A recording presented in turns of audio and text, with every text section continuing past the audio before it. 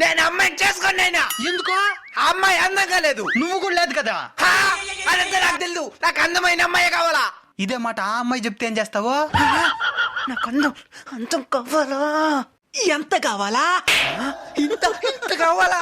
దానికి రెండింతల అందమైన అమ్మాయిని చూపిస్తాను పద. ఏంది అందమైన అమ్మాయి అని చెప్పి ఈ చెట్టు కిందకి తీసుకొచ్చినవే? ఈ చెట్టు కింద నీకు జ్ఞానోదయం అవబోతుంది. అమ్మ అందంగా ఉంటదా? మా అమ్మకేమే మహారాణి లాగా ఉంటాది. సరే ఇప్పుడు నిజాలు మాట్లాడుకుందాం. మీ అమ్మ పొలికే నీకు వచ్చింది. నువ్వే అందంగా లేదని ఫీల్ అవుతున్నామంటే మీ అమ్మ కూడా అందంగా లేనట్టే కదా. మరి నీకెందుకు మీ అమ్మ మహారాణిలా కనబడతా ఉంది?